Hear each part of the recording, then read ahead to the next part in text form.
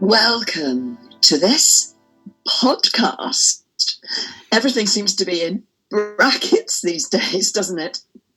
We are so pleased that those of you who have been joining us on our YouTube channel, Looking Well in Lockdown, have felt moved to continue this special relationship with us. The remarks we have made on the invisibility of women of a certain age, on lipstick, on family relationships, on planning ahead, have clearly landed. And now this is for your ears only. We should explain about our new direction. Now we know that these last weeks have taken their toll. They certainly have for us. Rose and I have been having a very difficult time. We've been furloughed by the Ambrosia Corporation. The second lockdown was just too much. Business took a nosedive. Nobody cares about looking well. Nobody wants to be planning ahead right now, and everyone's just too nervous about needles. Though the vaccination might change that. So we currently have no technical backup for our videos. But we wanted to keep reaching out to you, our loyal followers. We should also explain that Rose and I are not looking well at this time. No job means no staff perks, so we can't get our hands on the good stuff at the moment. The result is not pleasing to the eye. We've been desperate. Desperate. I've had to resort to some very risky outdoor encounters. As have we all. So, altogether, audio is a better option. And who doesn't love the radio? So reassuring, so intimate. Remember, we're here for you as clinical friends, whether you can see us or not. Now, from the questions you have sent us, we sense that you are feeling down, but not out, missing the sun on your face. And we would suggest there are advantages to this. Clinicians are very clear on this point. UV rays destroy the skin. Whatever. The point is, stay out of the sun. We always do. And yet, the winter months are not kind. Blasting winds, freezing air, and then in this situation, the constant rubbing of the mask against the skin. Well, it all conspires against that sense of well-being, outer and inner. There's absolutely no point in lipstick.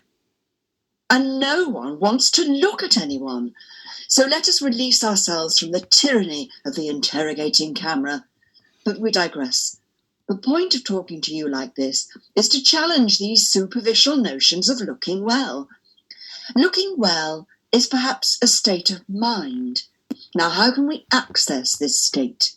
Meditation. We understand that works for some. For others, you have told us, you sit there, legs crossed, worrying about climate change, politics, wondering if those knees will ever make it down to the mat, making lists of all those things undone. Activism. That might do it. Addressing the shit you've been worrying about while meditating. Getting onto the street with placards. The feeling of being at one with the crowd. But then there are all those old friends you'd hoped you'd never see again, and then there they are on the barricades, covered in woad, slightly patronising, dispensing gnomic wisdom and wanting to know what you've been doing over the last 20 years, when you would rather be in front of a box set with a glass of the good stuff, which is, we feel, a key part of cultural engagement. So no need to feel guilty. You're educating yourself and keeping up to date. Now, Peloton. Really? Are we really going there? No, we are not. All I can say is, never give up. The way forward will be found.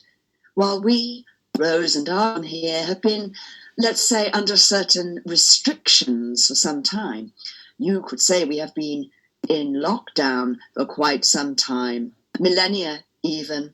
We are here, listening, recommending that you plan ahead. What can we hear? Well, hopes, visions, ambitions. Night holds us in its comfortable embrace, always. Particularly at this time of year, you might think that we, those of us with these particular relationships with light, with sunlight, could be more active, being undercover, addressing the big questions, offering solutions, sorting it all out. Who can we call on in these strange times? Who gives us inspiration? Ursula von der Leyen, Angela Merkel, Christine Lagarde, Jacinda Ardern. We would have loved to love Teresa, but she really didn't want to be one of us. And others that came before, and who rather disappointed, although it wasn't a great surprise, Indira Gandhi, Golda Meir, and of course the biggest letdown of them all, Aung San Suu Kyi. But Ursula, Angela, Christine, Jacinda, we have real hopes that one day... Oh, please excuse me, the door. It's the Ocado delivery. Just a moment. Rose? Rose? Oh, hello, Sorry. young man. Oh, goodness. Where shall we put this? Oh, right. If you just, oh my goodness, you've been eating a mince pie. Shall I just put it down here? That would be lovely. Okay. Right. Now. Oh.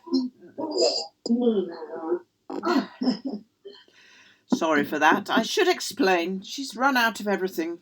And it's so difficult to get a Christmas delivery. Oh, goodness me. Oh, such a lovely gesture. Lovely young man. Those who go the extra mile for the greater good. Who knows what benefits there might be for the relatives further down the line. Feeling better? Oh, a lot better, thanks. Oh. Anyway, that's all for this evening. As we head towards the new year, think about times when we'll all be looking well again. So, till next time, stay looking well. Or at least, do your best.